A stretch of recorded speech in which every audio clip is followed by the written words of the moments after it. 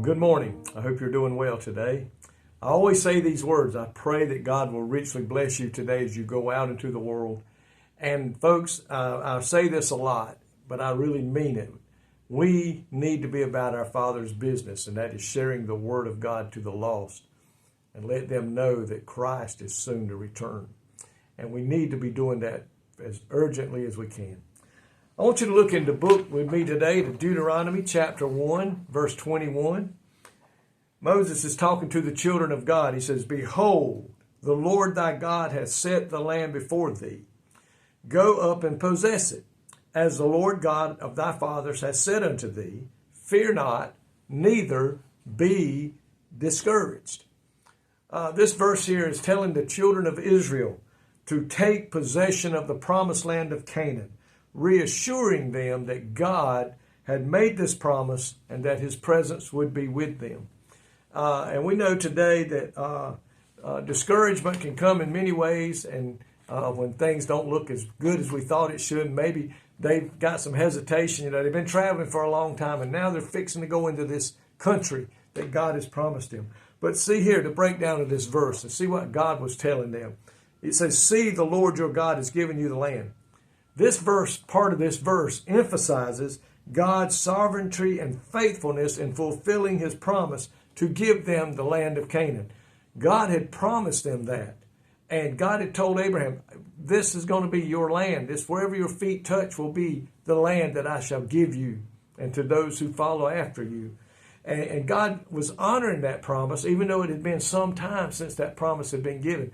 And we can believe that today. If God has made you a promise about anything, you can bet and put what they say, take it to the bank, that that promise will be fulfilled.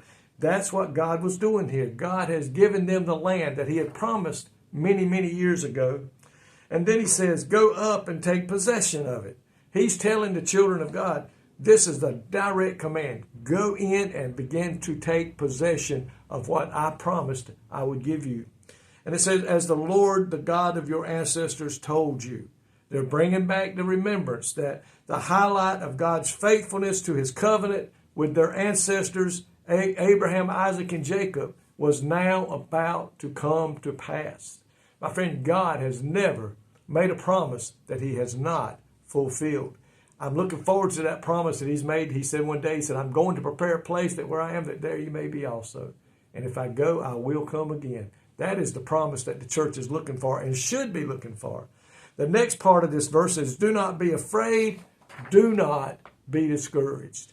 The Lord knew that there was going to be many things that they're going to come into contact with.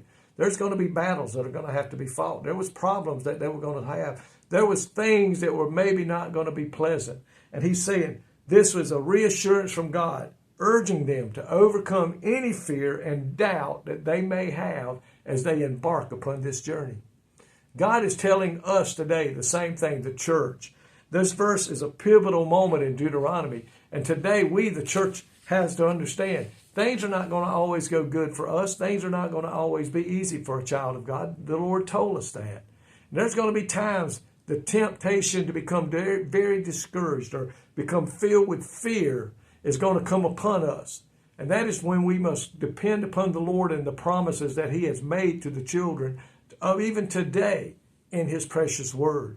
That we need to rebuke that fear that comes upon us. Rebuke that demon, that devil, when he comes against us, knowing that God is our victor, God is our leader, and he will never let us down. As I said earlier, he has never made a promise that he has never kept. And we can depend upon him today when he says, I'll never leave you and I'll never forsake you, but I'll go with you all the way. He invites us many times in his word to come to him. And we need to do that. Don't let the enemy get us down and out. Don't become discouraged by things don't go your way. Things don't go the way you think they are. We know today God has promised that they will all work out in our favor.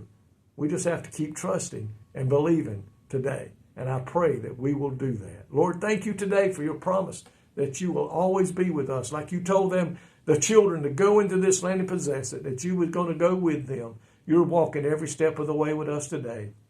And that no matter what comes our way, we know today you are there to fight those battles and deliver us from whatever comes our way. Thank you for that promise today. In Jesus' name, amen. I pray God's blessings be upon you this day.